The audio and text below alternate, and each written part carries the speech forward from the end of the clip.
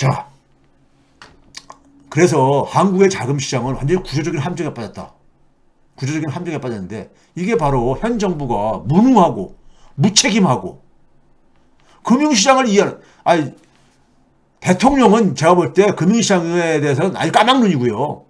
그냥 밑에 사람들에 맡겼는데 밑에 사람들조차도 금융을 모르는 거야. 그러니까 이런 사태가 벌어지는 거예요. 그래서 제가 뭐냐면은 정치에 대한 외면이, 예? 정치에 대한 외면이 우리가 이 초래한 뭐냐면은 소위 말해서 경제 청구서다. 이렇게 표현한 이유가 바로 거기에 있습니다. 예? 이 금리가 올라가게 되면은 가게도 굉장히 지금 힘들잖아요. 가게들도. 예? 뭐, 그러니까 이 대한민국 서민들 중에서, 이 채무 없는 가구가 몇 가구나 되겠어요. 예? 그렇죠? 근데 이제 시작이라는 겁니다. 이제 시작이요. 내년에 경기가 굉장히 안 좋다는 거는, 지금 전 세계가 다 지금 안 좋다는 거는 우리 잘 알고 있는 얘기잖아요. 그렇죠? 저렇게 산업은행을 동원해서, 은행을 동원해서 자금을 이렇게 해드려도요, 계속해서 금리가 올라가고, 신용 스프레드는 계속 올라가고 앉아있어요. 예? 올라가고 앉아있어. 왜 그렇습니까?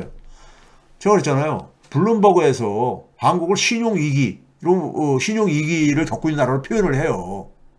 유동성 위기가 아니라 신용위기요. 그 얘기는 뭐냐면, 신용위기라는 게 뭐예요? 서로 못 믿는 거예요. 자금 거래가 안 되는 거예요. 그래서 그걸 신용경색이 일어나죠. 사람 몸으로 비유한다면 피가 안 도는 거예요. 몸에 피가 안 돌면 어떻게 됩니까? 그렇죠?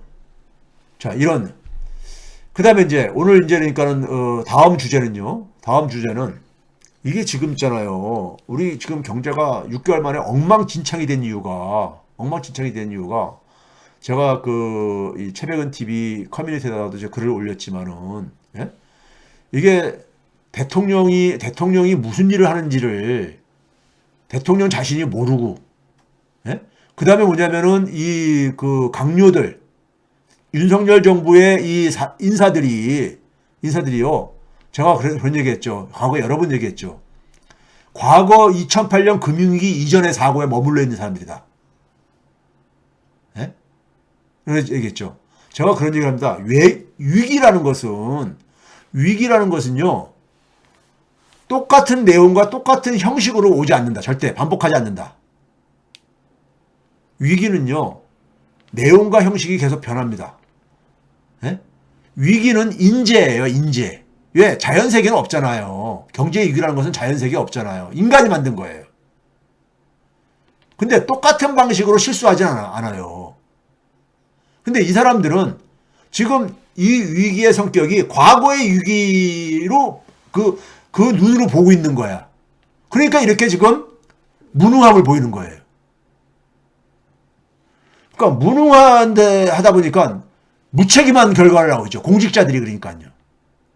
공직자들이 얼마나 무책임한 짓들을 하고 앉았습니까? 12구 참사도 그 무책임 속에서 나온 거 아니에요. 네? 자기들의 역할에 대해서 무능한 데다가 무책임하고요. 거기다가 뭐냐면 뻔뻔스럽죠.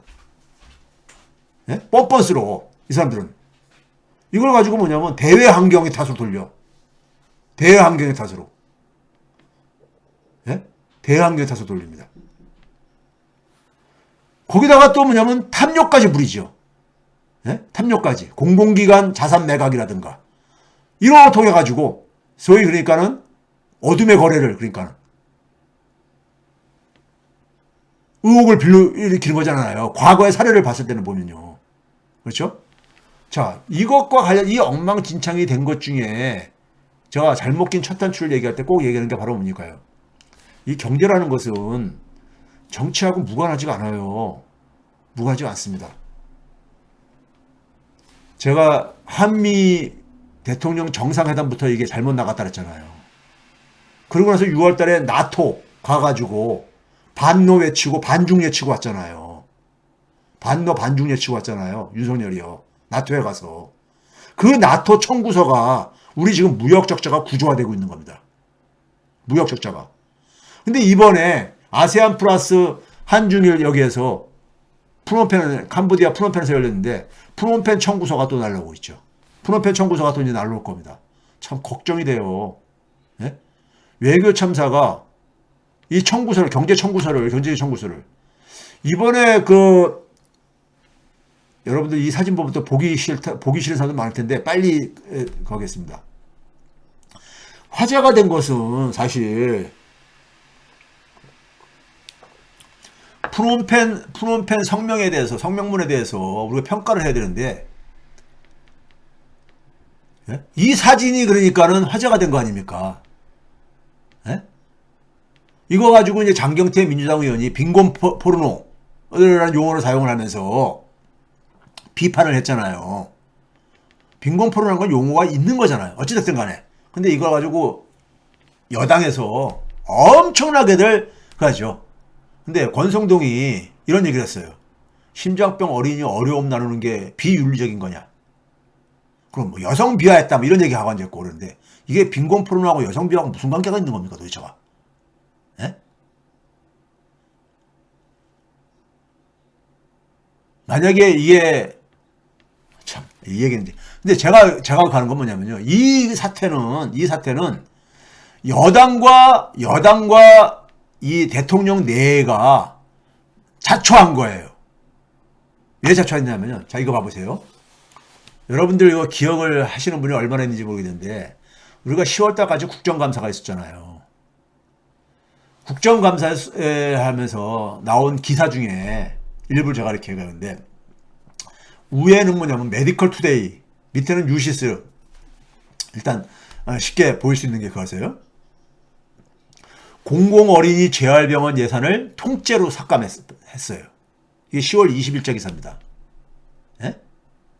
전국에 재활난민 어린이가 약 7만 명 추정되는데 그냥 통째로 삭감했다 이거예요. 재활치료에 필요한 어린이가 7만 명인데 내년 예산은 0원이다. 내년 예산 전액 삭감했다 이거예요.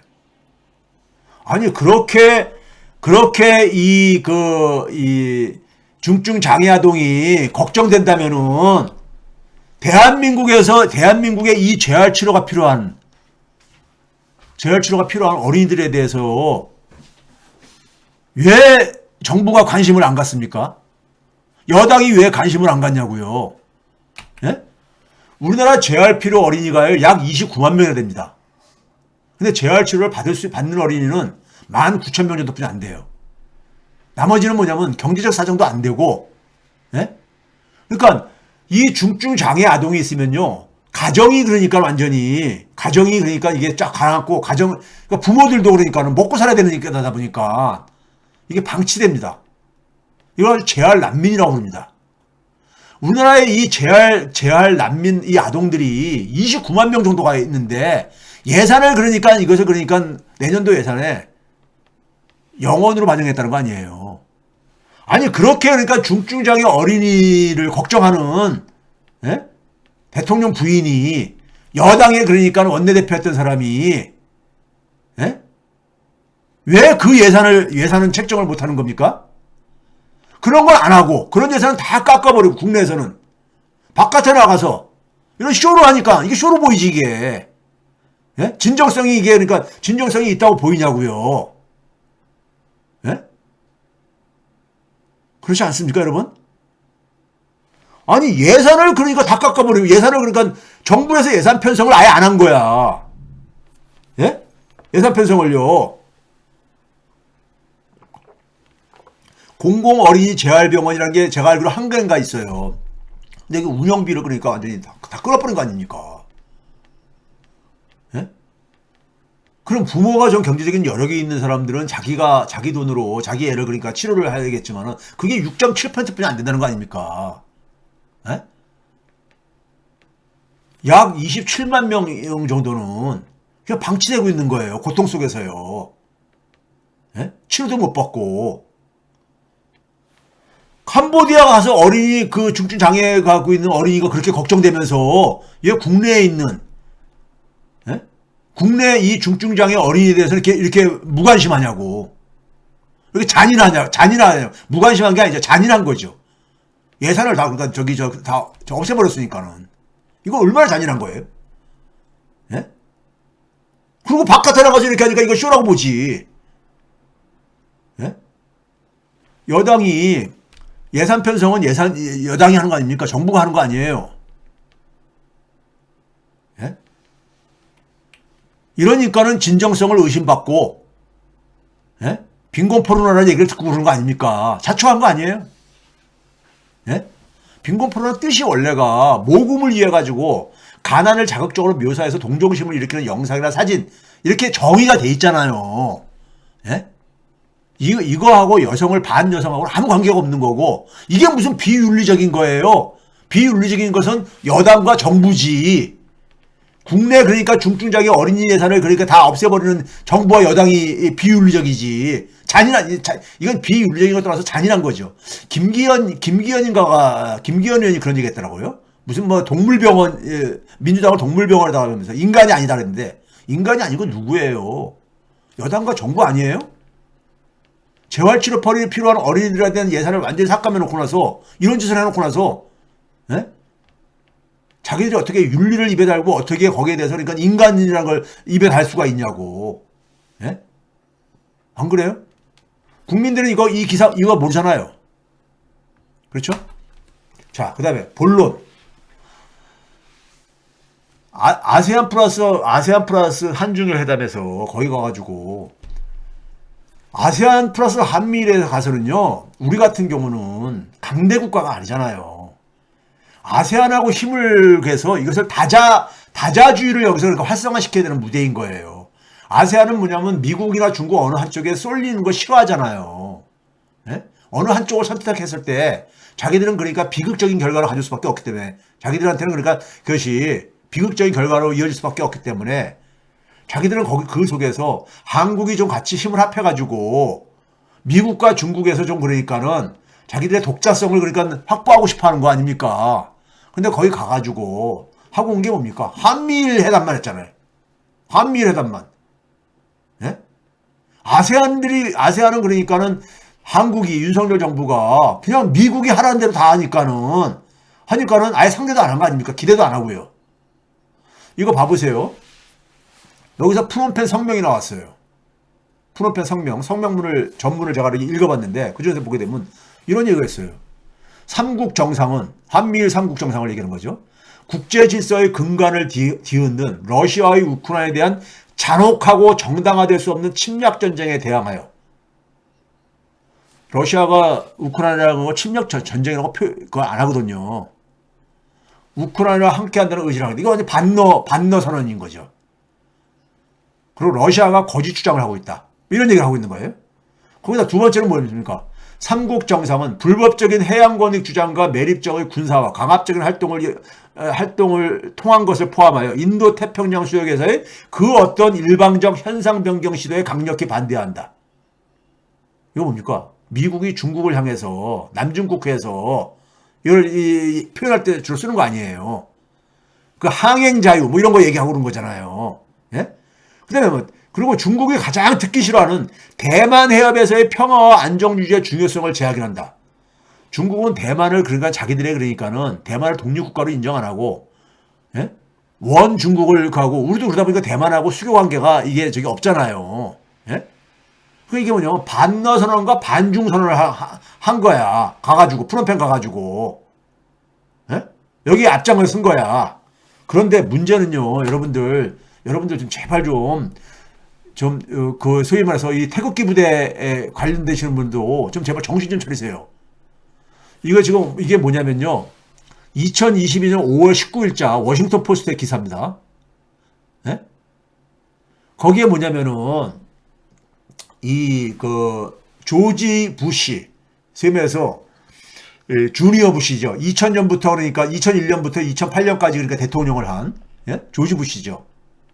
조지 부시가 무슨 일이 있었냐면요, 우크라이나 전쟁과 관련해서 텍사스 거기 이제 대통령 기념관에서 연설을 하면서 이 양반이 그 말을 좀 이제 말을 헛소리를 하면서 뭐라고 했냐면요, 여기 밑에 따옴표가 있듯이, 한 남자의 결정. 근데 뭐냐면 그 전체적으로 그러니까 정당화되지 못하고 잔인한 침략. 그러면서 뭐냐면 이라크를 갖다가 얘기를 했어요. 자기가 그러니까 이라크 전쟁을 일으켰던 거잖아요. 근데 이거를 푸틴 러시아를 표현한다는 것이 잘못 이제 입에서 새 나온 거야. 예? 새 나온 거예요. 그러니까요.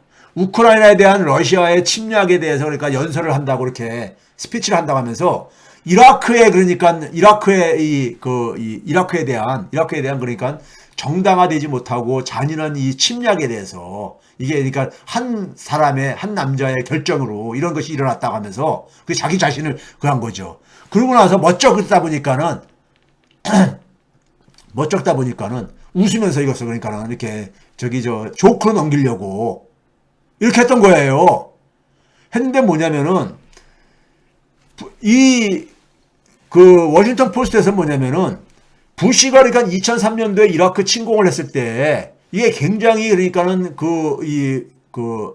정의롭지 못하다는 것에 대해서 굉장히 비난을 굉장히 많이 받았었거든요. 비난을 많이 받았었어요. 그리고 이게 굉장히 비인간적이다. 이런 비난을 굉장히 많이 받았고 민주당이 주로 그런 공격을 했어요. 네? 민주당이. 그런데 뭐냐면 지금 푸틴이 우크라이나에 대해 침략에 대해서 비난을 하려면은 이 조지 부시가 이라크 침공한 것에 대해서도 똑같이 그러니까는 국제사회가 이걸 비난을 해야 되는 거죠. 불법적이고 비인간적이라는 것을 똑같은 잣대를 그어야 될 게 아닙니까? 예? 이라크 침략은 유엔 안보리에서 그러니까 동의를 안 받은 거잖아요. 예? 안 받고 한 거잖아요. 그렇죠? 그런 거란 말이에요. 자, 그 다음에 기사를 봐보세요. 이게 로이터 통신의 7월 29일자 기사입니다. 7월 29일자에 보게 되면 이런 내용입니다. 바이든이 뭐냐면은 중국의 시진핑에게 말했는데 뭐냐면 미국은 타이완, 대만의 스테이러스코 이게 뭡니까? 현상 유지잖아요. 현상을 변경하는 어떠한 노력들도 반대한다. 바이든이 시진핑한테 그런 식으로 오래 바싹 이렇게 이 압박을 하고 그러는 거잖아요. 그때 쓰는 게 바로 뭐냐면은 현상 유지 변경을 반대한다. 이게 바이든의 표현이에요. 바이든의 표현인데 문제는 바이든이 이것을 굉장히 전략적으로 활용하고 있다는 거예요. 무슨 얘기냐면은 자, 이게 뉴욕타임스 기사입니다. 6월 22일자 작년도 6월 22일자인데 이게 무슨 얘기냐면요. 이런 얘기 하고 있습니다. 대통령 2021년부터 바이든의 임기가 시작했으니까요.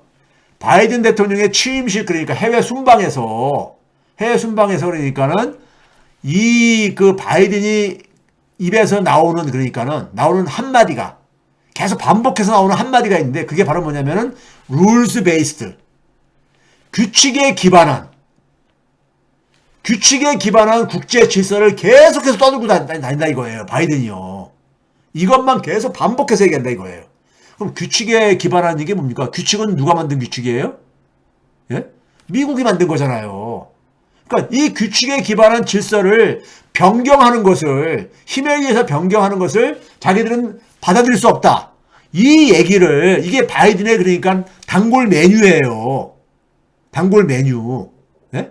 근데 뉴욕타임스에서 이 제목을 뭐라고 했습니까? 바이든의 해외 정책의 핵심에서는 보게 되면은 굉장히 the vacuous phrase, 굉장히 공허한 말이 있다 이거예요. 그러니까 이 rules based order, 그러니까 규칙에 기반한 질서라는 것이 굉장히 공허한 그러니까 이게 표현이다 이거예요. 예? 바이든도 이거 안다 이거예요. 바이든 행정부에서 굉장히 전략적으로 이거를 선택해서 사용하는 용어인데 이것이 그러니까는 이것이 갖고 있는 의미를 아는데 뭐라고 하냐면요. 그 뉴욕타임스 그 다음 밑에 기사입니다.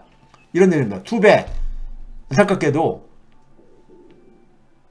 안타깝게도 because the rules based order is a decoy. decoy라는 게 뭡니까?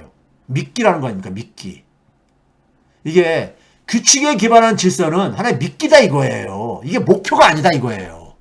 이걸 가지고 중국을 자극한다거나 이거 가지고 하는 것이지 이게 목표가 아니라 이게 목적이 아니라 이거예요. A decoy 그러잖아요. decoy 그러잖아요. 그렇죠? 이게 사실은 뭐냐면은 그 밑에 그런 얘기 나오잖아요. Although now mostly directed at China and Russia, 중국과 러시아를 향해서 이게 대부분 이게 지금 사용되고 있지만은 이 용어 룰스 베이스드 오더는 규칙에 기반한 질서라는 것은 원래 공화당의 비판에서 시작했다는 거잖아요. 민주당이. 예? 이게 아까 조지 부시가 그러니까 이라크 침략했을 때 뭐냐면 유엔에 그러니까 안보리에 동의도 없이 이걸 했을 때 미국이 뭐냐면은 국제 질서를 그러니까 위반하면서 이런 거를 하면 안 된다고 민주당이 당시 공화당을 공격할 때 썼던 표현이에요. 근데 이걸 가지고 지금 해외 나가서 그러니까 예교적인 전략으로 이 말을 규칙에 기반한 질서를 이거를 떠들고 있는데 이거는 그러니까는 미국이 자기 자국한테 그러니까 화살이 돌아갈 수 있는 얘기이기 때문에 이거를 그러니까는 미국이 여기에 그러니까 집착하지 않는다 이거예요. 미국이 이걸 아셔야 돼 여러분들. 자, 이거 봐보세요.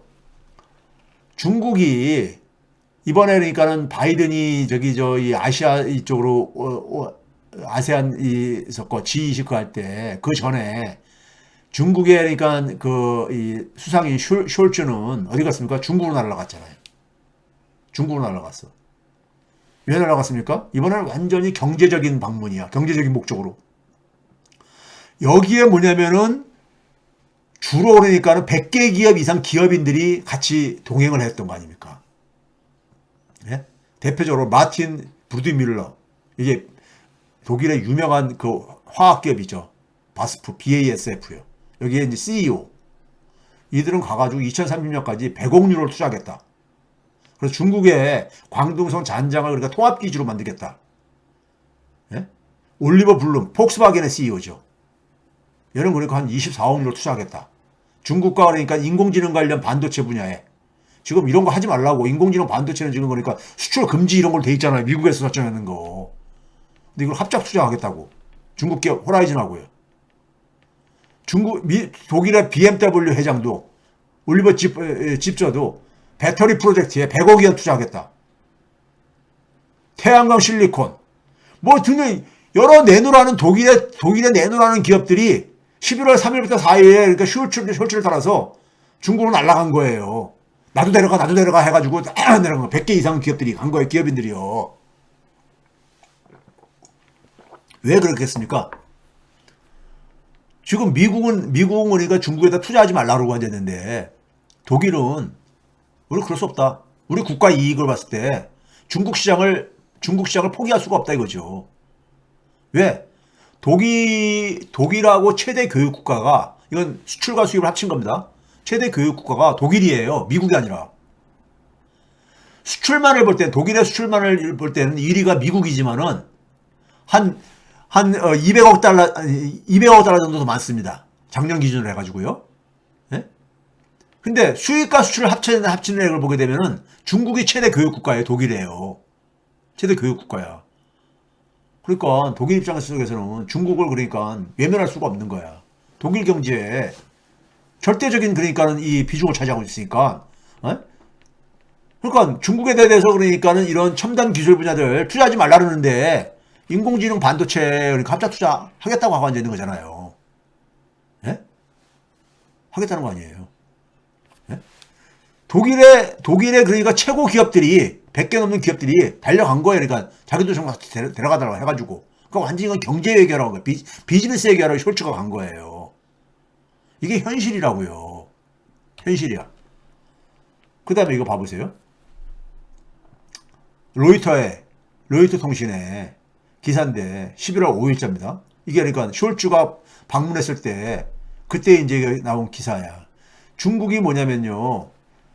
전 세계 항공기를 만드는 대표적인 회사가 미국의 보잉사하고 유럽의 그러니까는 에어버스잖아요.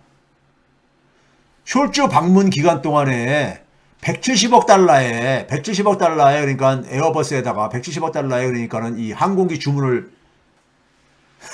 선물로 준 거야. 선물로요. 예? 그러니까 뭐냐면 이제 올해 쭉 보니까는 이 수주한 것이 보니까는 보잉사는 빵 0이고 에어버스가 472대. 예? 472대. 그러니까 완전히 중국도 뭐냐면은 중국은 미국하고 서로 미국이 서로가 이 저기 경제 전쟁을 하고 있으니까는 중국도 보복을 하는 거죠. 미 보잉사는 그러니까 중국이 큰 시장인데 포기할 수 없는 시장인데 예? 중국에서 주문을 안 하는데 어떻게 해? 그러니까 이거를 반사적인 이득을 누가 보고 있느냐? 유럽의 에어버스가 보고 있는 거죠. 숄츠가 이번에 갔을 때도 엄청난 선물을 준 거야. 170억 달러의 예? 주문을 내준 거예요. 예? 그러다 보니까는 올해 주가도 봐보세요. 보잉은 올해 주가가 16.5%가 떨어졌습니다. 에어버스는 2.8% 하락을 안 했어. 예? 이게 비즈니스, 경제, 예교인 겁니다. 독일도, 유럽도 지금 뭐냐면 숄츠가 갔지만은 프랑스에 예? 프랑스도 지금 빨리 지금 가려고 지금 가고 있는 거 아닙니까? 국가 이익을 위해서 중국이 미국 GDP의 77% 차지한다 그랬잖아요. 지난해 기준으로요. 저거 포기하면은 그만큼 경제적인 손실을 우리는 각오해야 되는 거예요. 자, 그런데 제가 오늘 얘기하려고 싶은 이겁니다. 이번에 그러니까는 이 G20 거기 가서 아세안 이후에 G20 거기서 바이든하고 시진핑하고 회담이 있었잖아요. 장시간. 그 회담 끝나고 나서 이게 프랑스 24에 나온 제목인데 No New Cold War is China 이렇게 얘기했죠. 중국과 지금 신냉전이라고 얘기하고 있잖아요. 미국과 중국 간에 지금 신냉전이 지금 벌어지고 있다잖아요. 근데 바이든이 뭐라 그러냐면 중국과 신냉전 같은 거 없다. 예? 신냉전 같은 거 없다 이렇게 얘기한 거예요. 예? 미국도 뭐냐면 중국하고 완전히 관계를 끊고 이렇게 가는 것이 부담스러운 거야. 예? 이게 아까 그래서 그랬잖아요. 미국이 얘기하는 그러니까는 현상 유지, 규칙에 기반한 질서 이런 것들이 디코이다. 미끼일 뿐이지 그게 목적이 아니다 이거죠. 중국을 압박하기 위한 하나의 그게 미끼다 이거예요. 러시아를 압박하기 위한 미끼다 이거예요. 예? 지금 러시아하고도 지금 그러니까는 우크라이나 전쟁 그러니까 이걸 지금 협상하려고 지금 열어놓고 있잖아요. 유화적으로 지금 제스처들이 나오고 있잖아요. 근데 미국이 이러다가 중국하고 다시 관계를 다시 이렇게 급변시키게 되면은 지금 윤석열은 뭐라고 하고 있습니까요? 예? 중국에 대해서 그러니까 막 반적을 얘기를 하고 되는데 흔히 그 김준영 교수가 그런 얘기 하죠. 돌격 앞으로 와서 맨 앞에 서서 돌격 대놓고라고 했는데 보니까 미국과 일본이 안 쫓아와. 한국만 더 남았어. 그럼 한국만 얻어 터지는 거죠. 한국만 혼자만 남아가지고 적진에 남아가지고. 예? 미국이 신냉전 구도에서 철수를 이렇게 냄새를 풍기고 있는데, 예? 풍기고 있는데 우리는 계속해서 신냉전 구도에 지금 제일 최전선으로 지금 달려가고 앉아있단 말이에요. 이게 도대체가 누구를 위한 겁니까? 누구를 위한 거야? 이건 미국을 위한 것도 아니고, 일본을 위한 것도 아니고, 대한민국을 위한 건 절대 아니고요. 그러니까요. 예? 이번에 프놈펜 성명서로 중국 입장 속에서는 한국이 완전히 반중으로 돌아섰구나. 나토에서도 같이 거기서 손잡고 그러더니만은 지금 이러다 보니까 대한민국 경제가 얼마나 가겠습니까? 지금 있잖아요. 미국에서 분석하는 겁니다. 미국에서요. 미국과 그러니까는 이 반도체에서 전쟁을 지금 이제 벌이고 있는데요. 지금 뭐냐면은 미국 의도대로 되는 게 아니라 중국의 이 반도체에서 그러니까는 이 수입이 지난해 1,570억 달러를 그러니까 이게 넘어섰는데요. 지금 세계에서 가장 빨리 성장하는 그러니까 이 반도체 기업 20개 중에서 19개가 중국 기업이라는 거 아니에요. 19개가. 중국 반도체 망하지 않는다 이거예요. 네? 물론 중국의 방식이 미국의 이 봉쇄라든가 이걸로 인해 가지고 굉장히 국가 주도로 국가가 엄청난 돈을 투자하다 보니까는 굉장히 높은 비용을 하지만은 성과도 나오고 있다 이거예요. 기술 작업지를 외치면서 예? 중국말로 커큐 신고라고 이렇게 발음하던데 예? 과학교 흥국, 우리말로는 이제 이것을요. 기술 자급지를 추구하는데 이게 국가 주도를 하고 있죠. 그러니까 굉장히 그러니까는 이 비효율성도 있겠죠. 비용이 많이 들어가죠. 근데 성과도 나오고 있다 이거예요.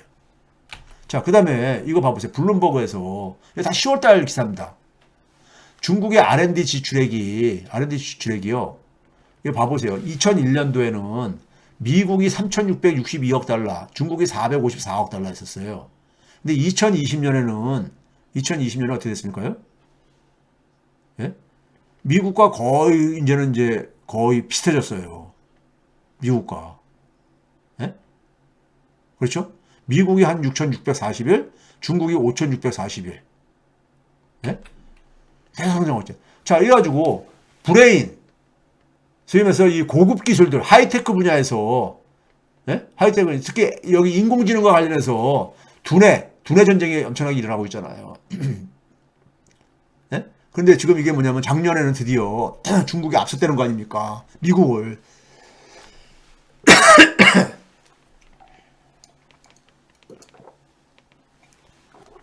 중국이 미국을 앞섰어요. 예? 지금 미국이 인공지능을 계속해서 지금 중국을 쫓아오는 걸 지금 관리하고 있잖아요. 근데 그게 안 되고 있다니까요. 제가 그랬잖아요. 미중 간에 기술 전쟁, 많은 전쟁이 있을 때 어느 한쪽에 일방적인 승자는 없는 전쟁이다. 그런 얘기 했잖아요. 근데 우리가 거기 속에서 어느 한쪽에 그러니까 쏠렸을 때 우리가 지불해야 되는 비용, 그게 제가 얘기하는 우리가 정치가 외면했을 때 지불해야 되는 경제적인 비용인 겁니다. 청구서인 거예요. 이거 봐보세요. 프로젝트 신디케이트에서 올봄에 기술 전쟁은 둘 다 패배자만 만드는 네? 이런 기사가 이 분야의 최고의 전문가들이 이런 얘기를 하고 있단 말이에요. 네? 세계를 더 그러니까 굉장히 악화시킬 것이고 두 나라가 싸움으로써 이게 제가 얘기하는 내년에 경기 침체 얘기하는데 미국과 중국이 계속해서 이렇게 싸움하게 되면요 세계 침체는 더 오래 갑니다. 장기 침체로. 이게 소위 말하는 탈세계화의 비용이 될 거예요. 예? 근데 미국은 지금 이거 미국도 자신들도 이게 부담스러운 거야. 그러니까 신냉전은 없다. 중국과의 신냉전은 없다. 이렇게 얘기를 하고 앉았잖아요. 예? 참. 근데 한국은 어떠냐? 이거예요. 오태규 씨가 아주 정확하게 그랬던데, 예? 정확하게 표현했던데, 지금 반중 외교가 이게 국위 개선을 할 가능성이 크다 이거예요. 윤석열 정부에서는 외교는 없고 제가 볼 때는 이데올로기만 있는 거예요. 국위 개념이 없죠. 예? 그냥 이데올로기적으로만 예치는 거죠. 우리 과거에 빨갱이 때려잡자 이런 것처럼요. 그러니까. 예? 근데 문제는 뭐냐면 미국과 일본은 자기들 국위 관점에서 중국과 계속 저걸 관계를 유지하고 그하고 앉아있잖아요. 국익에 도움되는 거는. 근데 우리만 참 답답합니다. 그 결과가 제가 이 무역 구조의 변화에서 나타났다 했잖아요. 윤석열 정부 들어와가지고 무역 수지 적자가 크게 증가한 이유가, 무역 적자가 계속되는 이유가 왜 그런다 했었어요? 중국, 신북방 이 국가들에서 수출 부진입니다. 그게 이제 기업들로 볼 때는 중소기업이 주로 타격을 보고 있는 거고요. 네? 중국에서 그러니까 대중 무역 수지가 65억 달러 흑자에서 32억 달러 적자로 바뀌었고요. 신북방 수출 같은 경우는 26% 이상이나 감소를 했어요. 네? 중소기업도 윤석열 정부 들어서 난 이후에 감소세를 들어갔고요. 자, 이 정도는 이제 그래가지고요. 이게 그러니까 우리가 정치를 외면한 결과 이렇게 지금 대한민국이 망가지고 있고 우리가 이 경제적인 청구서를 받고 있는 겁니다. 국민들이요. 여러분들은 이제 그런 얘기 하죠.